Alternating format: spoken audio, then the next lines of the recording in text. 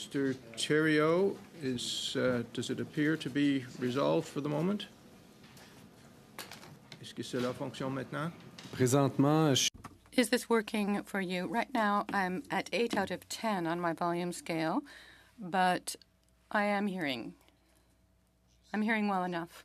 So let's just make sure if in the booth they switch interpreters, make sure that I can still hear, because this level of sound any higher might damage my hearing. But I'll work with this. I do hear well enough. And we should also adjust the sound level in the room for the witnesses who are joining us by video conference. Very well, that shall be done. Thank you.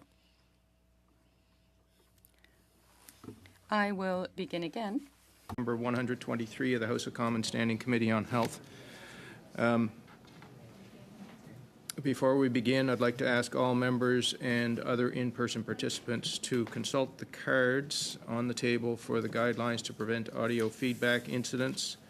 Please take note of the following preventative measures in place to protect the health and safety of all participants, including the interpreters. Use only the black approved earpiece. The former gray earpieces must no longer be used.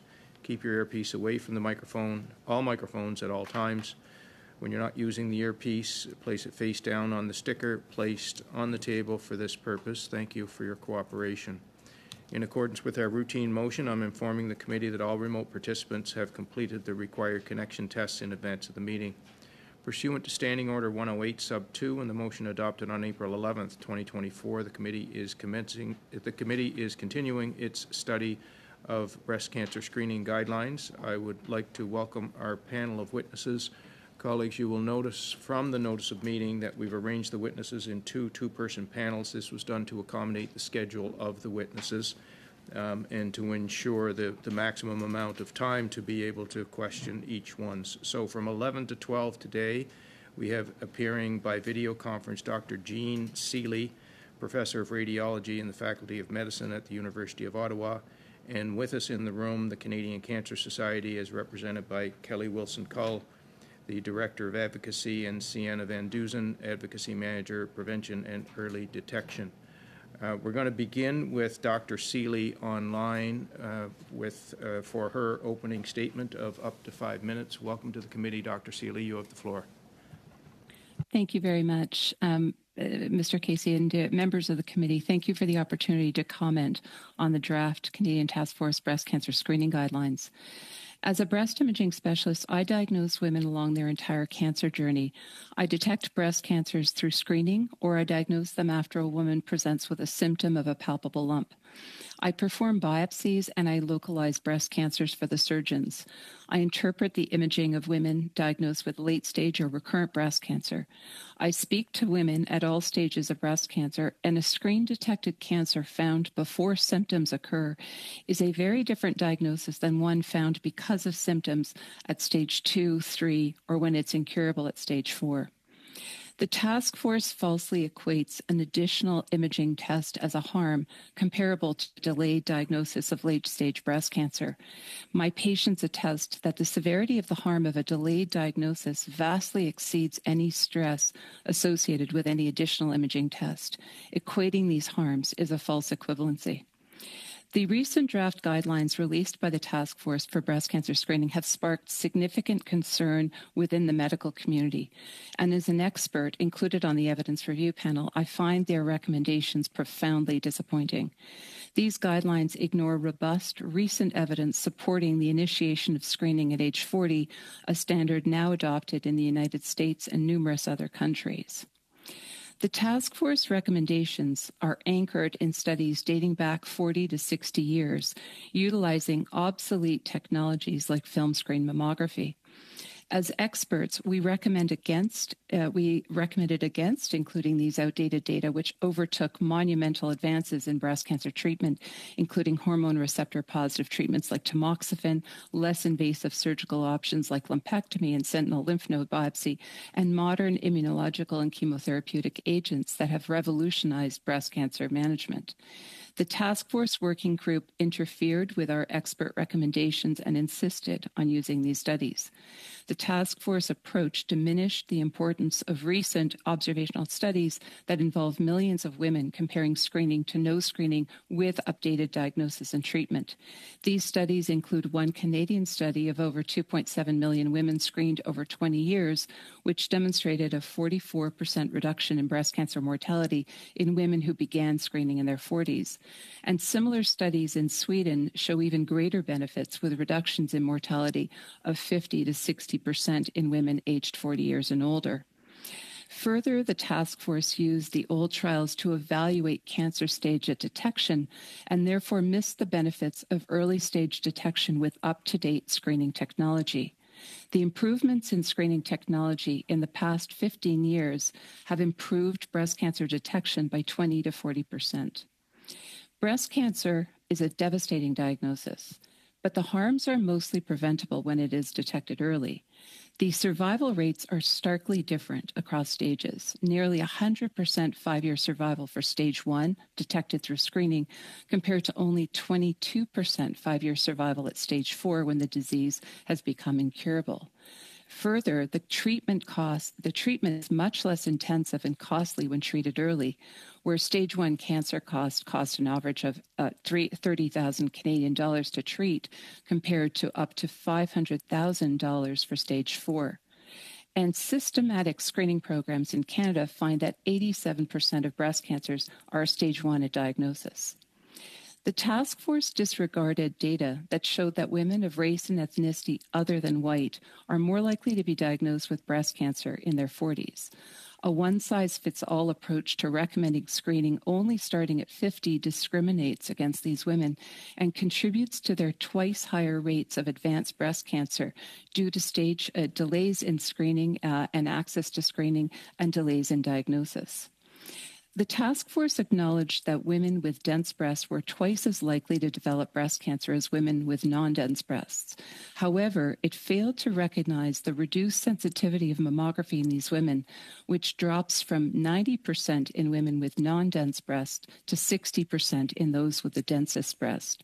The task force ignored high-quality randomized study that showed that adding screening with MRI reduced interval cancers, those cancers diagnosed by symptoms after a normal mammogram, by 80% and by 50% in women screened with supplemental breast ultrasound. And these have been shown to be evidence-based acceptable surrogates for breast cancer mortality, but the task force did not consider them despite expert recommendation. So we must demand that our health policies be reflective of the latest scientific evidence and best practices in medicine. Thank you very much for your attention. Thank you, Dr. Seeley. Next, the Canadian Cancer Society, Ms. Wilson Cull or Ms. Van Dusen, or a combination of the two. You have 5 minutes. Welcome to the committee. You have the floor. Thank you. Good morning. My name is Kelly Wilson Cull, and I'm the Director of Advocacy. With me today is Sienna Van Dusen, who's the Advocacy Manager of Prevention and Early Detection. The Canadian Cancer Society is the voice for people who care about cancer in Canada. As a part of our commitment to improving and saving lives, we are pleased to provide recommendations on breast cancer screening. Cancer is the leading cause of death in Canada, and it is predicted that 2 out of 5 people will be diagnosed with cancer in their lifetime, and approximately 1 in 4 will die of the disease. In Canada, an estimated 1 in 8 women is expected to be diagnosed with breast cancer during their lifetime. Breast cancer is the most common cancer among women in Canada, and despite fewer women being diagnosed with breast cancer under the age of 50, it remains the leading cause of cancer death for people in Canada aged 30 to 49. While data from a new study shows that breast cancer incidence rates for women in Canada in their 40s have increased over the last 55 years, overall breast cancer incidence and death rates in Canada are trending downwards as early detection, treatment, and care continues to improve. Yet, we must acknowledge that international data indicates that more Black, Asian, and Hispanic women with breast cancer are diagnosed before the age of 50 years old and are more often diagnosed with a later stage disease compared with other women. This means that waiting to start screening at age 50 could result in missed opportunities for early detection among women in these communities. Evidence from trials, modeling studies, and real-world data have shown benefits from regular breast cancer screening starting at age 40. Timely access to breast cancer screening is critical to finding breast cancer early when treatment is most likely to be successful. We continue to hear from people living with breast cancer that they do not feel represented by the current guidelines because they do not reflect their lived experiences. Further, according to a national survey, most respondents support expanding systematic access to breast cancer screening to include women aged 40 to 49. CCS supports expanding access to breast cancer screening for women, trans, non-binary, and gender-diverse people aged 40 to 49 at average risk of developing breast cancer. We also need to ensure that there is clear guidance for people who have an elevated or high risk of developing breast cancer, such as people with certain genetic mutations, family history, or dense breasts. I will turn my remarks over to Sienna. Merci, Kelly. Actuellement, un nombre... Thank you, Kelly. Currently, a growing number of provinces in Canada have begun to offer or have announced that they will expand access to breast cancer screening services from the age of 40. So, while the provinces and territories review new national guidelines, the CCS is asking the remaining jurisdictions to include women aged 40 to 49 at average risk of breast cancer in their organized breast cancer screening programs. This change would reflect new evidence that was published between the last update of the Canadian guidelines in 2018 and those presented a few weeks ago. Data on participation in breast cancer screening programs in Canada will soon be updated by the Canadian Partnership Against Cancer. Until then, our data date from before the pandemic, and breast cancer screening programs are not meeting the national target of 70% participation. It is therefore important to increase capacity to meet the needs of people in Canada while taking into account, more specifically, the needs of underserved populations, people from racialized or Aboriginal communities, as well as those with low incomes or living in rural or remote areas, and adapting our services accordingly. In addition, we recommend that the federal government invest more in research to deepen our knowledge about cancer screening and risks of the various ways it is approached. It's also important to fill data gaps so that we have a better understanding of the impact of breast cancer in Canada. The Pan-Canadian Cancer Data Strategy and the Pan-Canadian Health Data Charter outline exciting opportunities to improve data across the country. Moreover, governments need to invest in prevention, early detection, and treatment to reduce the impact of labor shortages, among other aims. This includes new investments in human resources, the integration of new technologies, digital infrastructures, and the modernization of care pathways, which, if implemented, would meet the current and future needs of Canadians. Finally, I'd like to thank you for taking the time to listen to our recommendations. We look forward to continuing to work together to better support those affected by cancer, because it takes a society, a whole society, to take action against cancer. Thank you so much. Thank you. We will now move into our round of questions, beginning with the Conservatives. Dr. Ellis. Thank you very much, Chair, and thank you to our witnesses for being here in this very, very important topic. You know, I think that what we've heard very clearly, of course, is that in spite of what the task force has said, the science really is perhaps changing very rapidly. It's a dynamic environment that some science is not being taken into account, which is very, very discouraging. And to you, Dr. Seeley, I know you don't have a crystal ball, or if you do, I'd be happy to borrow it now and again. But that being said, you know, the task force has put out their draft guidelines. Do you think there's a way, with the voice of this particular committee, adding your voices to it, that the draft guidelines from the committee can actually be changed to be more reflective of this current science? Thank you very much, Minister Ellis. The problem with the task force recommendations is that they dictated what evidence could be used, and they insisted on including the randomized controlled trials that were 40 to 60 years old. Because of that, the evidence that was generated for these recommendations does not reflect the most up-to-date evidence. And my concern is that these draft recommendations will not change despite the feedback. And so our recommendations are to not adhere to any of these recommendations and to actually start again with the evidence that experts recommend be used.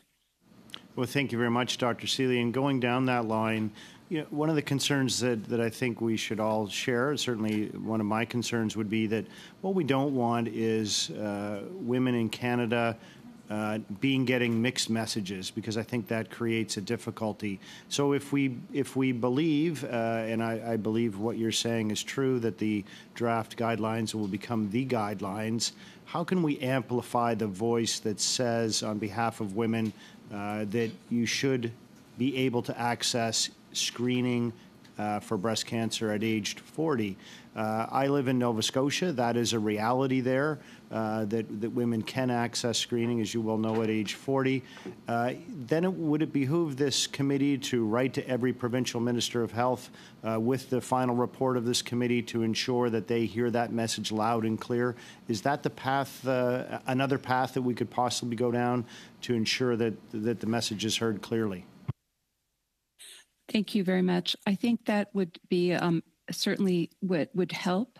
But what we know is that all the provincial and territories that have now updated their screening guidelines, the only two that remain are Quebec, which is looking at the evidence, and Manitoba. The problem is that these task force guidelines are adhered to by many family physicians in the country. And we know in British Columbia, when the task force changed their recommendations in 2011, British Columbia, which like Nova Scotia allowed women to be screened in their 40s, saw a marked decrease in their participation in women in their 40s, dropping from 50% participation to 25%. So I believe that we must do an even better message to not adopt these guidelines, as they are adhered to by many family physicians who don't have time to follow the most up-to-date evidence. Well, thanks for that, Dr. Seeley. And through you, Chair, do you think there's an opportunity then to target the College of Family Physicians of Canada so that family physicians can hear this message very clearly?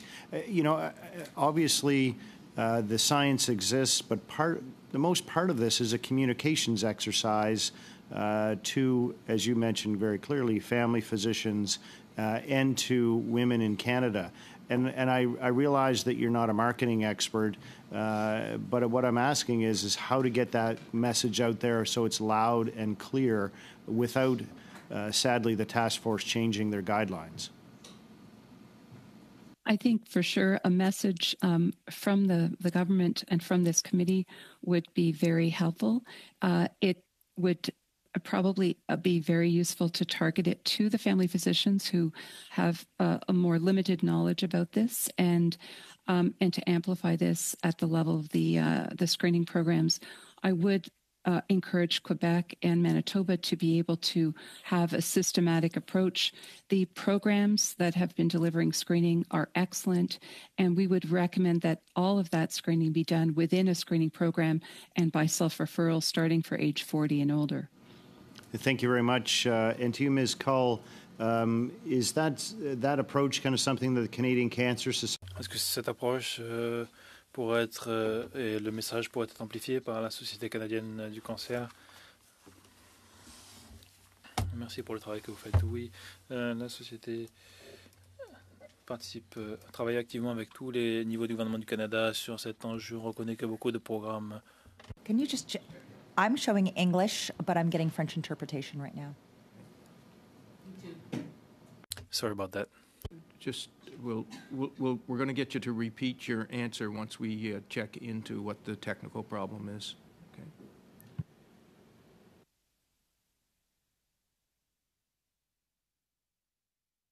In what, okay. So, all right, I'm just trying to come up with something to say in order to be able to properly test. Okay, you're now getting it in French. Okay, okay. I believe the problem is resolved. When this happened, Mr. Ellis still had about a minute left on the clock, but you were in the middle of your answer, so please go ahead and complete your answer. Thank you very much. I think you used the term mixed messages, and that's part of the challenge that we're really experiencing as a result of these guidelines. We have provinces and territories across Canada with different approaches to breast cancer screening, and what that has inadvertently created is inequity in terms of where you live dictates what your breast cancer screening access looks like. From the Canadian Cancer Society's point of view, we are urging all provincial governments to reduce access to systematic screening starting at age 40. But we recognize that we have some provinces, I'm from Nova Scotia as well, who have access to self-referral, for example, and have for some time, whereas provinces like Ontario have committed to rolling this out, but aren't quite there yet. And so where you live really shouldn't dictate your access to breast cancer screening in Canada, and we want to ensure that there's an equitable approach. And at this point, we know that provinces are taking their cues from the task force, and so we need that leadership and we need that strong infrastructure to ensure that the provinces are getting the most accurate, up-to-date, comprehensive guidelines so that they can make the right decisions for their constituents. Thank you. Next, Mr. Nakvi, please, for 6 minutes. Thank you very much, Chair, and I'll be sharing my time with Dr. Pawlowski, if that's okay with you. I want to thank all the witnesses for being here, and particularly Dr. Seeley, who I had the opportunity to meet, I believe a little over a year ago on precisely this issue, and I'm thankful to her for the guidance that she gave me on the task force work. And I must say that since that time, the issue around breast cancer and screening has become personal to me, as my mother was diagnosed with breast cancer. Although she's an older woman, it was the screening that caught her cancer on very early stages, and she's on an incredible journey of recovery and living her full life. So I must say that I feel very frustrated by the draft guidelines that the task force have issued, and thankful that this committee is doing the important work and listening from witnesses. Dr. Seeley, I know when we had met, you spoke about a study that you had done, I believe in 2023, that looked at how screening women aged 40 to 49 impacted net survival. Would you be able to elaborate for us on some of the key findings on why you believe screening age should be lowered to 40? Thank you very much, Mr. Nakvi.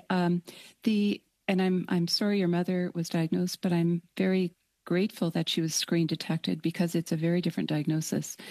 And what we did is, because, as was noted, there is a geographic difference in screening programs in the country, some women who live in provinces of British Columbia, Nova Scotia, are able to participate in screening programs, and others have not been. We were able to look at over 55,000 women diagnosed with breast cancer in Canada over a 10-year period. And what we could see is that the women who just lived in a province where there was a screening program offered for women in their 40s had a significant increase in 10-year net survival of their breast cancer, which was on par with some of the chemotherapeutic agents we use for every woman diagnosed with a hormone receptor positive cancer. And we found that there was a significant decrease in the breast cancer mortality for those women living in the provinces that had screening programs. What we didn't know is how many women in those provinces were actually screen detected, because that's not something we actually currently track. But we could see this marked improvement, and it correlated with a study we had done previously that showed that the stage at which a breast cancer was diagnosed was significantly lower, stage 1, if they lived in those provinces compared to the ones that did not screen. And it also had a benefit on women who were older, in their 50s. It also increased the improvement in their stage and overall survival. Thank you. Just very quickly before I pass it on to Mr. Pawlowski, one of the caution we hear is about false positives, that if you lower the age, that it may increase that particular incidence. Can you comment on that? Is that a misguided fear in this instance? So the task force has called these false positives, which is really not a correct term.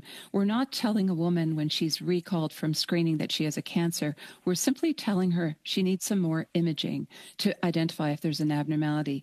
And over 94.5% of those turn out to be just overlapping tissue. We're looking at a three-dimensional structure and showing it in 2D, and it's something that we can reassure the woman at that time. We do need to do biopsies, and about 1% or less are benign. But again, this is a very well-tolerated procedure. I do biopsies all the time, and women tell me they would much rather have this kind of abnormal imaging test than have a delayed diagnosis of breast cancer. The women who have that delayed late-stage diagnosis are angry that they had lost the opportunity to be screen detected. I'd like to ask you, Dr. Seeley, about the fact that it seems like the task force ignored the advice of their own experts, which is, to me, very troubling. Could you start off by just clarifying for us, like, who is on the task force to begin with? What is their level of expertise? So the working group of the task force is carefully selected to have no expertise in breast cancer imaging, diagnosis, or treatment. So I was invited to be an expert on the evidence review, which is the group that looks at the evidence and provides this to the working group to be able to inform their recommendation. Now, can I interrupt you? Are you just supposed to compile the evidence, or are you supposed to also be evaluating the evidence? Well, for my job as expert advisor to the evidence review, we would recommend the evidence. We put it into context. These are people who don't understand imaging, and we gave a lot of recommendations, including the fact that the technology in those old trials was no longer used. But the working group overrode our recommendations and insisted to the evidence review panel that they must include those studies. So who is on the evidence review panel? The evidence review panel, there are three different groups across the country. The one in Ottawa consisted of methodologists, epidemiologists, whose methodology expertise is to analyze the evidence. And that's who we were helping to advise. The working group is separate, and we never directly interacted with them, but we could see their comments and their responses to the evidence review that dictated the evidence that could be used. Thank you, Dr. Seeley. Thank you, Dr. Pawlowski. Suite M. Thériault pour 6 minutes, s'il vous plaît. And now we will move to Mr. Thériault for 6 minutes, please. Thank you, Chair. I would like to thank our witnesses for their testimony. Very helpful. Let me begin with Dr. Seeley. For women of 40 to 49 years of age, the recommendation of the task force is not to go to systematic routine screening by ultrasound, and they seem to underscore the rational decision made by a patient when well-informed, which I imagine would have to involve a discussion between the patient and their doctor, who would have to be well-informed on the benefits and drawbacks of screening. In a study published in 2022, we see, and I quote, free translation, the obstacles for in this of individual decisions involves how much you know about the situation. And doctors had difficulty actually listing risk factors of breast cancer other than family history, such as ethnicity or breast density. Some doctors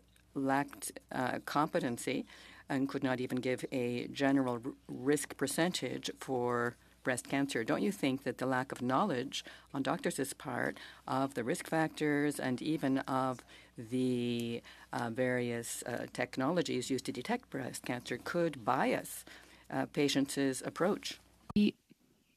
There's two factors to that answer. One is that 80% of women in their 40s who get breast cancer have no risk factors. And this is why we don't recommend risk-based approach to screening. We recommend systematic screening starting at age 40. We would miss too many cancers otherwise.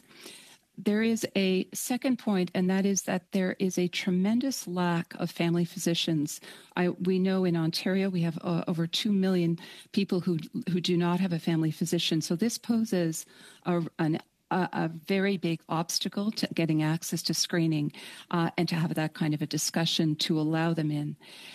And thirdly, you mentioned a very good point. There is a lack of awareness of risk factors, and we see even women who should be in high-risk screening are not advocated to have earlier screening than age 40 when they should be in a high-risk screening program.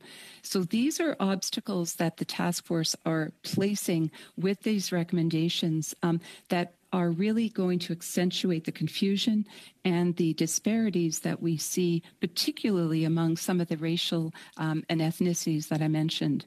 So it's a very important point. Je vais poser une question qui n'a pas été encore. Let me put a question that hasn't been put yet in our meetings. Given that the specialists and experts who come to see us, including the Canadian Cancer Society, have told us that we do need systematic screening for people between the ages of 40 and 49 years. Why is it that the task force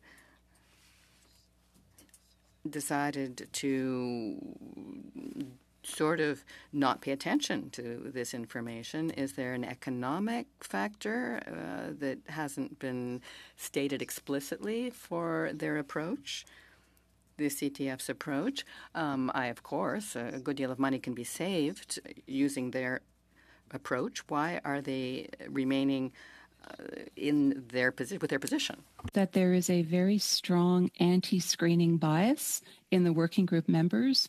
Before the task force even began their work on this guideline, the co-chair publicly stated that she didn't believe there was any new evidence, and she didn't think that the recommendations would change.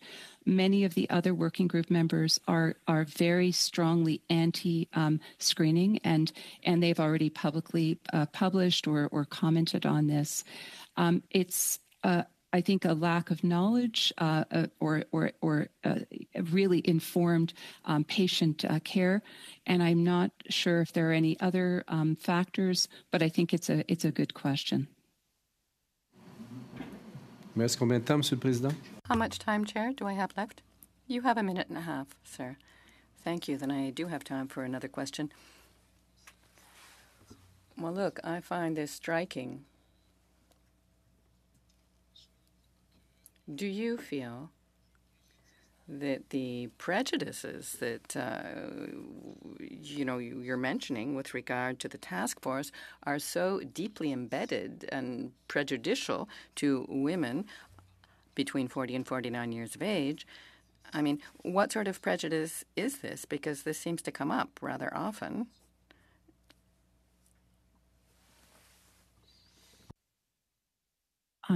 I'm so sorry. I didn't really understand the question.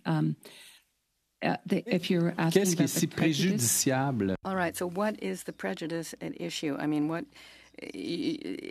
hear that there seems to be some prejudices against screening. So what type of prejudice is this, compared to saving lives? They didn't have this prejudice. The biases that we see are that the belief that treatment will resolve all breast cancers and is not dependent on stage. We've heard anecdotes that a patient might benefit from at a stage 3 from breast cancer treatment and do better than a stage 1. We have the data that shows that is absolutely not the case. And this comes from a belief, I think, based on a lack of awareness of all the data and a strong belief that treatment is going to solve anything. I can tell you that I see too many women actually dying within a year of their diagnosis of breast cancer, and that is exactly not our experience. So I think it's a belief that incorrectly that chemotherapy will resolve and solve all the problems. Merci, Mr. Thériault. Dr. Seeley. Thank you, Mr. Thériault. Ms. Zarillo, please, for 6 minutes. Thank you, Chair, and thank you, Dr. Seeley, for all your testimony today. And definitely, we've seen a reaction from the community. We've seen a reaction from women, that have a hard time being believed on many things, but certainly on their health. So, I do hear your comments about going back to the drawing board. It seems like this study is perhaps antiquated and needs to be modernized.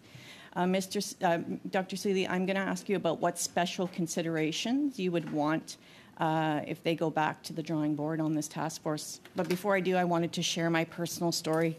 I was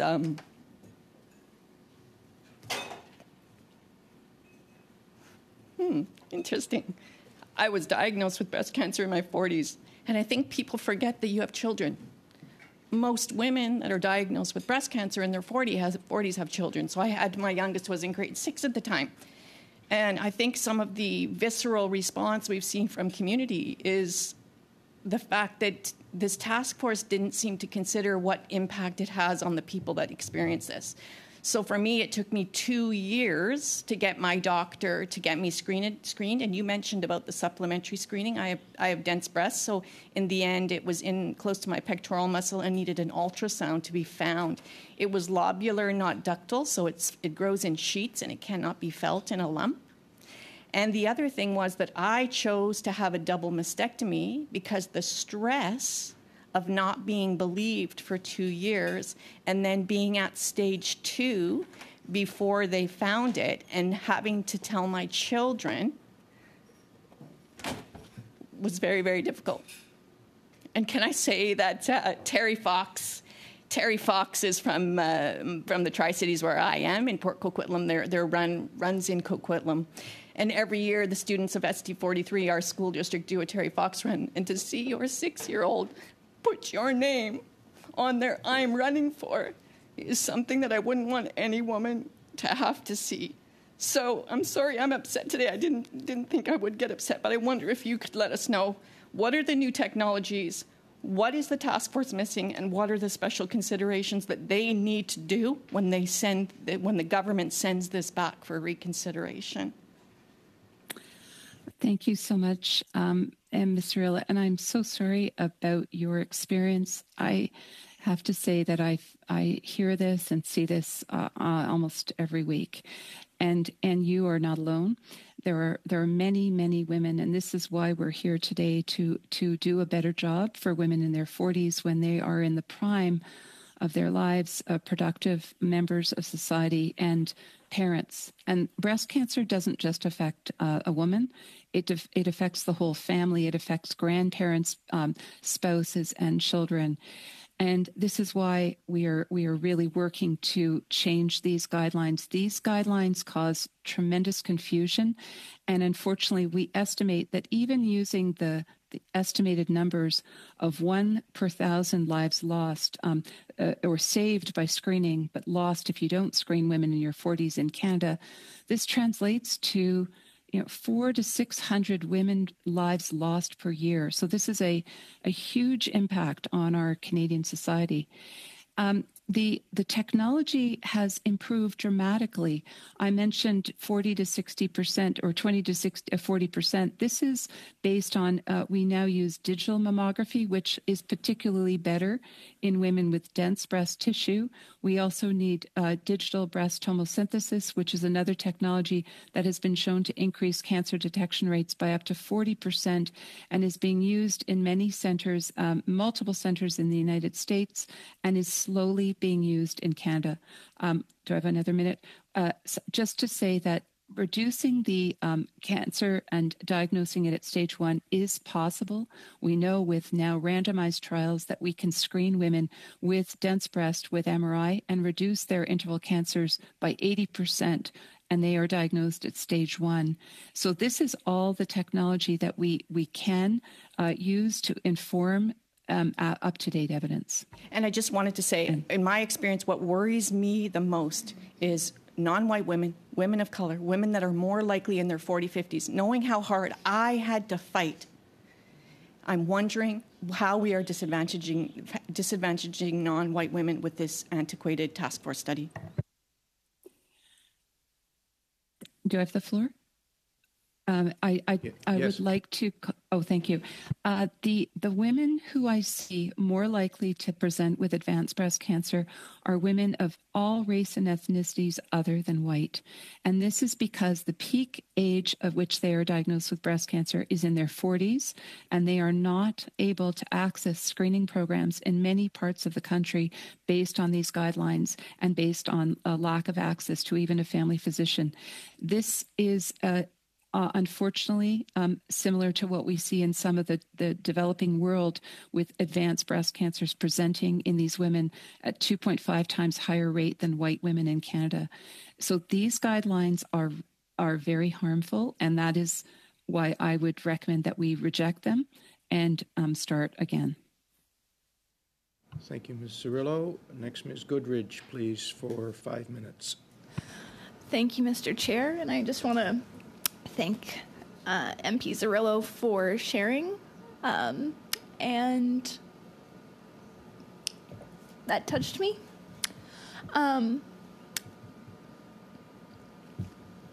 There aren't a lot of topics that get me really teary. I'm generally a very strong person that can hide a lot of emotion.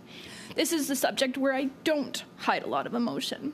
My mom would have been one of the 400 to 600 women that would still be alive today had more screening been available. My mom passed away at 49 years old. She was diagnosed with breast cancer when she was 48 years old. She left behind 4 little kids. I was the oldest. I had to take on a lot of extra responsibility through her chemo, through her radiation, through her palliative stage, and then eventually after her passing. This isn't something I would wish on anybody. This isn't something that I hope another person ever has to struggle with. And I am angry. I'm angry with the task force, these guidelines. I think that they fail to recognize the value of lives of women and their families, and the fear that they have created by saying that additional screening is somehow not valid. So I just want to open it up to you, Dr. Seeley. I really have appreciated your piece, and I was wondering if there is a piece that, and you talked about the fact that you're seeing more women that are passing away within 1 year of having diagnosis. What do you think, beyond what the guidelines have put forward, we could do to make things better for the outcomes of women? Thank you so much, and I'm so sorry for your loss. I think probably every one of us has a member of our family, but it's even more potent when it's your mother. The recommendations that we have are that women should start to have a risk assessment for breast cancer with informed, up-to-date tools to recommend what their next steps should be, starting between the ages of 25 and 30. And this is in alignment with the European guidelines and the American guidelines that suggest we should be thinking about breast cancer as early as 25 to 30. We should be recommending systematic screening starting at age 40, and we should be allowing self-referral to a screening program. We have extremely good quality screening programs in Canada. This is what we would recommend. It is a woman's decision whether she wants to be screened or not, and we know that the participation rates are about 60%. They could be better, but we know that women in their 40s are begging to be allowed to be screened and to be allowed into the screening programs and to benefit from early detection because they want to live a healthy life, to be there for their children for many, many years. So those are the major recommendations for the young women. For women who are 74 years and older, the life expectancy for women has changed and improved dramatically, and we would recommend continuing to screen women in their older than 74 as long as they have a life expectancy of 7 to 10 years, which is the majority of women in their 70s. These are the recommendations that align with international standards, and these are the ones that we would recommend for Canadian guidelines. Thank you. I really appreciate that. I know I've had a number of women that are in their 70s bring up the concerns they had about screening stopping at 74 for exactly the points you raised. And so I do think that that's an important piece to make sure we have involved. I'm going to open this up to the Canadian Breast Cancer or to the Canadian Cancer Society. Sorry. You guys, what recommendation would you put forward very succinctly to... Do you think that we should have reversal of the guidelines that were just put forward from the task force? It's a difficult question, but we have heard it all today. Like, we need to have access for women in their 40s to 49. And so, whether it's working with them in the capacity that they are today to get there, there is the public consultation that we are encouraging our community to be very much a part of in hopes that that might make a bit of a difference. We've also requested that a report be publicized after to understand what has been heard from the public. But I guess a concern is that we have been consulted in the past, and our thoughts and considerations in the research that has been provided hasn't always come through.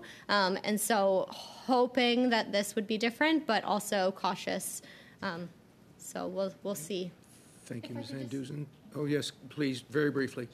Just add there also that we had requested that the task force also consider high-risk and elevated risk guidelines in this current review, and that's something that we would also be looking to see. It's important to know that these screening programs are really for average risk populations, and we need separate guidance for those at elevated and high risk. Thank you. Ms. Sidhu, please, for 5 minutes. Thank you, Chair. Thank you, all the witnesses being with us. My question goes to Dr. Seeley. Dr. Seeley, I would like to start where we left off in the last meeting. We briefly spoken about outreach to women across provinces. We heard shocking testimony that in some cases women are left to their own resources. Sometimes they hear about the need to get screened from women's magazines and not from the physicians. What recommendation can you give to this committee about raising awareness among women about screening? Thank you very much, Minister Sidhu. You are exactly, this is exactly the experience. We see a lot of barriers, and for the reasons I mentioned earlier, the College of Family Physicians, who see a lot of women in the more rural or remote communities, very much adhere to the Canadian Task Force guidelines. They have extremely busy practices. They're seeing all aspects of medical problems, and they don't have the time to get informed, so they rely very heavily on the Canadian Task Force guidelines. And this is a recurrent theme. We have thousands of people across the country who tell us that their family physician refused them to be screened in their 40s. Even though the task force does acknowledge it should be an informed decision, they are just simply following the final guideline to not recommend routine screening in these women. So this is the biggest reason why these guidelines are really so harmful, because they will pose a barrier. Once the guidelines are to recommend that a woman can self-refer in the 40 to 49, there are outreach programs that are occurring across the country in different screening programs. We have some programs that have mobile vans or coaches that go to different underserved communities. We have screening programs in the Northwest Territories and in Yukon. We're trying to establish this now in Nunavut. So it is feasible, but the message of not recommending routine screening is one that is the most harmful. So I think that is really where we have to focus to start. Thank you. My next question is about American guidelines published on April 30th. And could you talk about the committee about the methodology and their justification for reducing the recommendation age of screening at 40? I know you said it saves almost 2,600 lives, which is a lot of life. And then we heard the testimony. And Dr. Sille, you mentioned a study done in Sweden on breast cancer imaging. Could you expand on their results and overall on the current European guidelines too?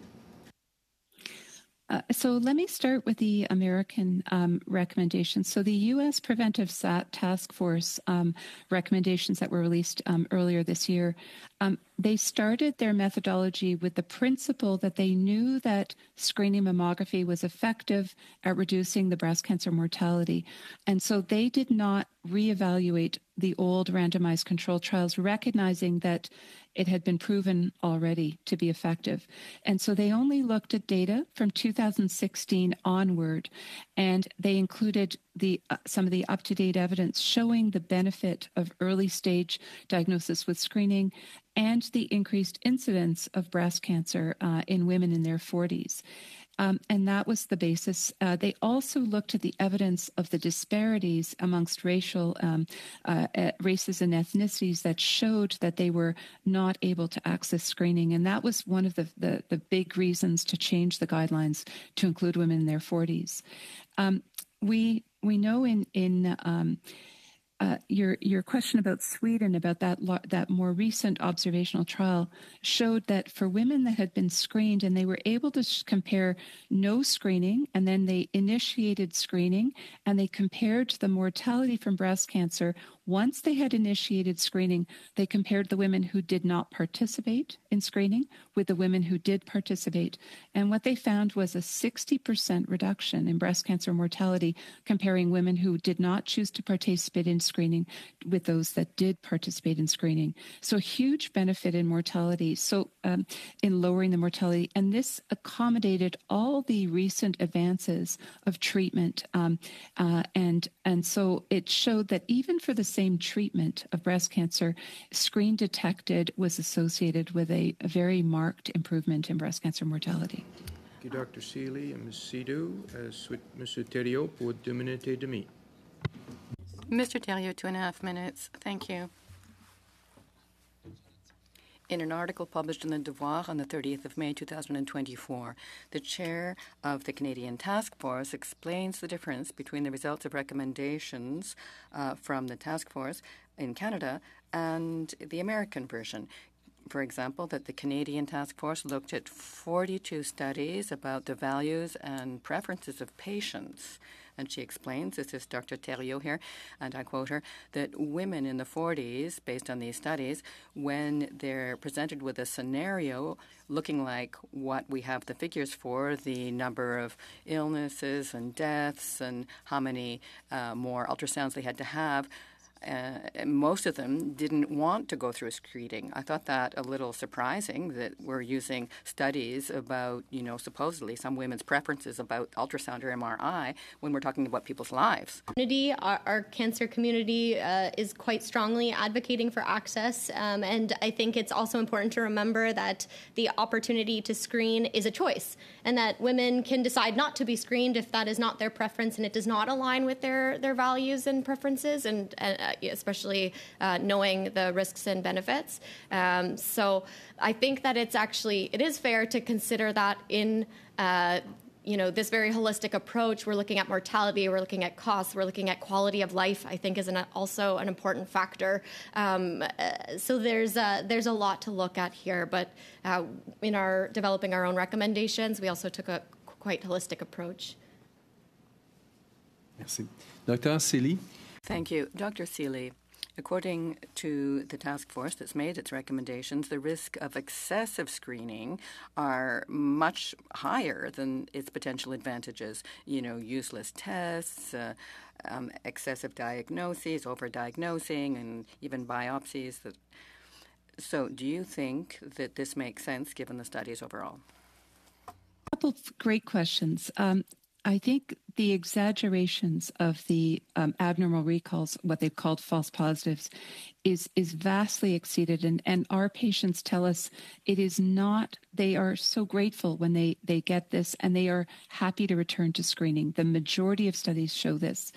The overdiagnosis, the the case of diagnosing a cancer that is not going to lead to death in a woman because she might die of another cause is a small acknowledged risk of screening, but it is much less likely in a woman in her 40s who has another 40 to 50 years ahead of her than a woman, say, in her 80s who might die of other causes.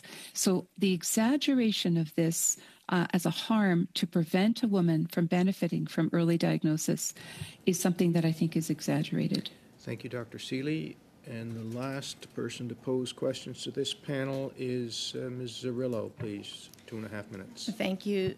Dr. Seeley, I'm concerned about the reality of discrimination in medicine, and I wonder if a modernized, back to the drawing board approach to this task force would offset some of that discrimination.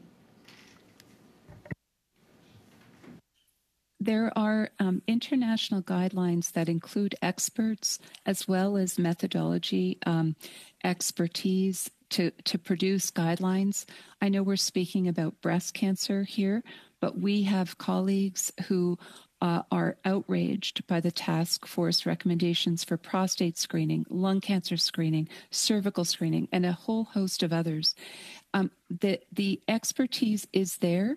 You must include people who understand the disease and who are aware of the up-to-date evidence to be able to produce guidelines that are going to save lives and make a difference. So we need to go back to the drawing board. Thank you. And I'm going to finish with asking Ms. Cull about the elevated high risk. So could inclusion of recognition of elevated and high risk parameters have impact on breast cancer survival or breast cancer diagnoses people, and what impact would it have? Certainly, as I said, we really see an importance around distinguishing between what population-based screening programs are there to do, and then a differentiated pathway for people who have elevated and high risk. We hear from patients, we've done a lot of work really surveying patient groups, that people are showing up at their family doctors with signs and symptoms, and even being refused screening access within that age group. If you have, for example, a family history, your risk pathway needs to look different than someone who is asymptomatic or not presenting signs and symptoms. So we see, again, just back to the mixed messaging point, we see different provinces and territories with different approaches to high-risk guidelines, and again, that creates this inequity of access province to province. We need leadership in this country to ensure that all Canadians, whether you are average risk, high risk, elevated risk, are getting a consistent approach to screening, regardless of where you live in Canada. Thank you very much. That concludes the time that we have available for this panel. I want to thank you so much for being with us. I don't think there can be any greater statement on the importance of your work than the level of emotion and personal attachment to these issues that you've seen demonstrated to parliamentarians posing questions today. So thank you for what you do, and thank you for being with us. We're going to suspend for about 3 minutes to allow our witnesses to take their leave and to get the others set up and tested. So the meeting stands suspended. Thanks to everyone.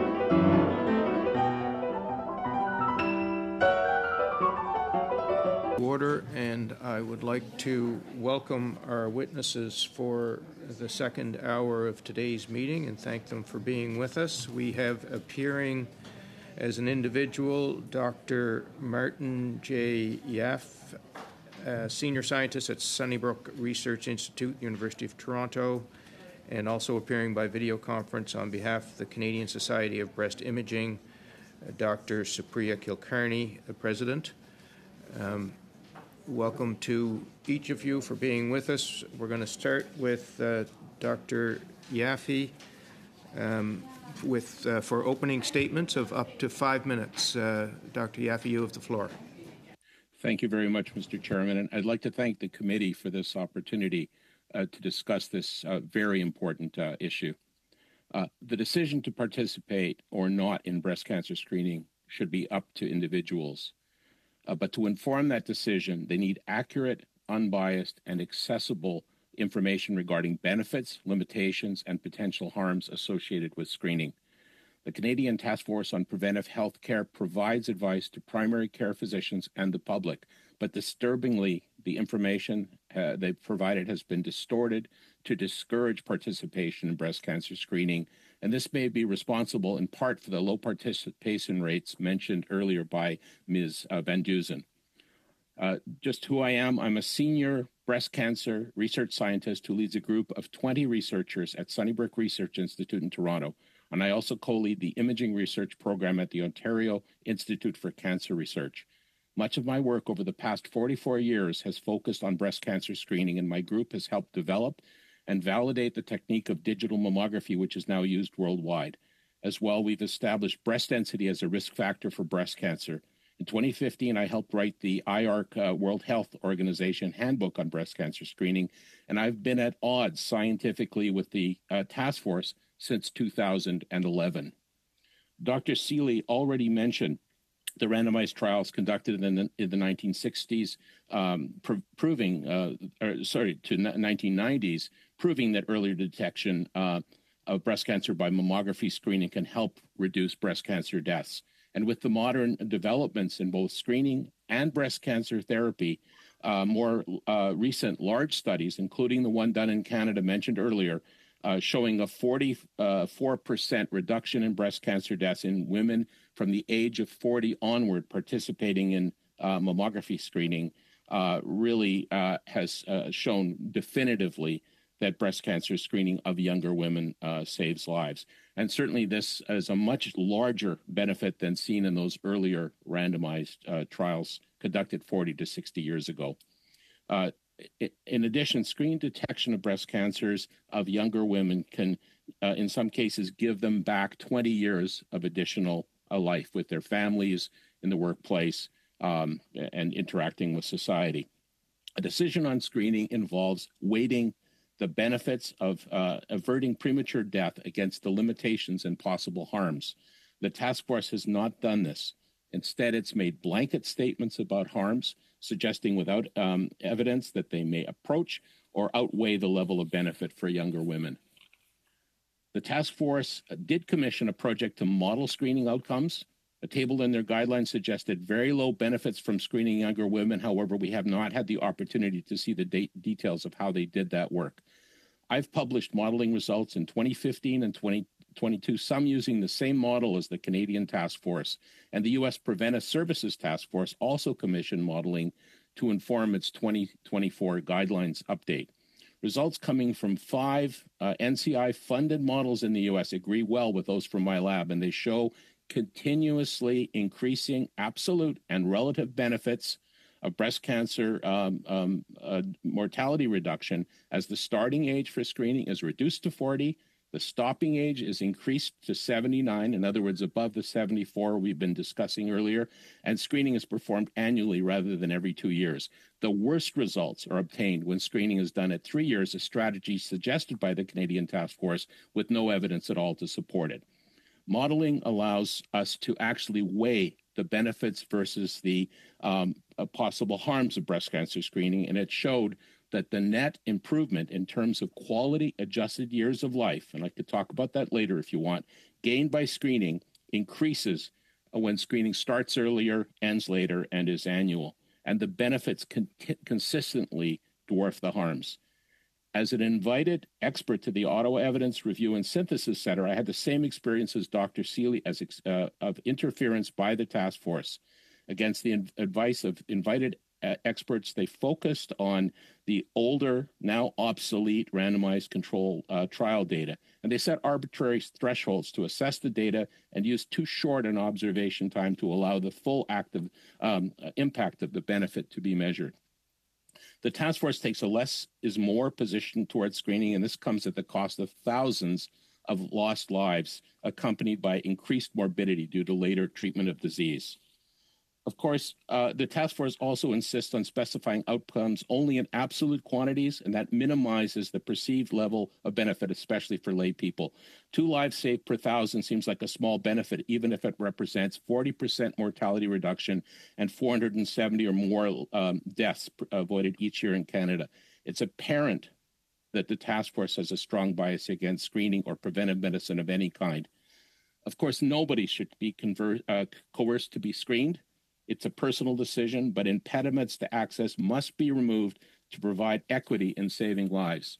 And no woman should ever be put in a position of having to debate with her doctor, who's been misinformed by the task force, so that she should be able to actually access screening.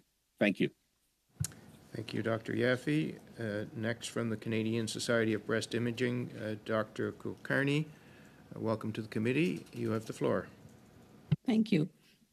Honorable Health Committee members, I am grateful to have this opportunity today to talk to you all about breast cancer screening, a topic that is very close to my heart. I am an academic breast imaging radiologist working at the Princess Margaret Cancer Centre in Toronto and currently serving as the president of the Canadian Society of Breast Imaging. I am greatly invested in improving patient care and experience through the healthcare system. The recently issued Canadian Task Force recommendations that excluded screening of eligible women between 40 to 49 years came as a huge disappointment. The recommendations conflict with those of other reputable organizations, leading to confusion among healthcare providers and patients. Canada's evolving ethno-racial landscape has been systematically excluded by the task force recommendations, which are still predominantly based on older studies involving white women. The data is not fully representative of our population, leading to recommendations that might not be applicable, beneficial, or safe for everyone. For example, Black women experience poor breast cancer survival rates. They are more likely to be diagnosed with advanced stage breast cancer and have a biologically aggressive tumor, all of which occur at an earlier age than white women. Canadian data shows significantly higher proportions of stages 2, 3, and 4 breast cancers occurring in women in Canadian jurisdictions that do not include women in their 40s in screening programs, as opposed to those that do. Lower stage means less aggressive treatments, less side effects, and increased disease-free survival. Stage matters. Modeling has shown by not screening women in their 40 to 49 age group, we would see an additional of 470 plus avoidable deaths every year. This is equivalent to allowing a passenger jet full of young Canadian women crash every year because we refuse to screen them at the right time. This is the chilling reality of the situation. Mammography is a compression technique. Tissues overlap, and up to 16% women who come for their first mammogram are likely to be recalled for additional pictures, ultrasound, and sometimes end up with a biopsy with benign diagnosis. This percentage drops over the subsequent years. Recalls are not harms. These are like sending your bag through the airport screening. Most of the time, it goes through. Sometimes it gets pulled out, opened, checked, and given back. And occasionally, a forgotten nail clipper gets thrown out.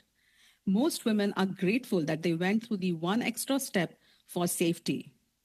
The task force recommends shared decision-making to allow women discuss with their primary care providers the age at which they should have a mammogram. In a country that's grappling with severe shortage of family doctors, this is only a distant dream. The power differential between the physicians following the task force guideline and the patient is a barrier in shared decision making. The current tools provided by the task force are biased towards not having a mammogram. Among other recommendations, the task force recommended against supplemental screening for women with dense breasts.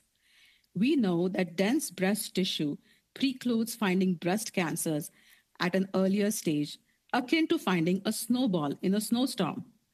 This often leads to delayed diagnosis, greater stage and spread of cancer, more extensive and expensive drugs which may lack funding. These drugs can have a devastating side effect which significantly diminish quality of life and function. The task force has stated that there was insufficient evidence to support supplementary screening and selectively chose to follow the US task force on the dense breast recommendations. Meanwhile, there are decades of data that demonstrate the benefit of supplementary screening. More recently, Ontario Health conducted a health technology assessment and drafted a recommendation to publicly fund supplemental screening. To conclude, we want guidelines based on new and inclusive science that are aligned with other international guidelines and that consider the changing landscape of diversity and ethnicity in Canada. Early detection with novel personalized therapies is the best we can give women in their cancer journey. No woman should be denied a mammogram. Self-referral should be allowed. And for those women who prefer not to have a mammogram, they should be free to opt out. Thank you so much. Thank you, Dr. Kulkarni. We'll begin now with rounds of questions, starting with Ms. Vecchio, please, for 6 minutes. Thank you very much. It is absolutely wonderful to have both of you here today. I want to start off with Dr. Martin Yaffe. I thank you very much for the information that you've provided, and I want to go back to the task force. The fact that the task force members, who, what, where, and why. Can you start telling me first, how are these members appointed to the task force? How are they chosen to be the representation of the Canadians on this task force? Well, that's a very good question. I'm not exactly sure how they're all appointed, but certainly some of them are appointed from the through the Canadian Family Physicians College, and there are other bodies as well, I think, who recommend individuals. What I've noticed, though, is there tends to be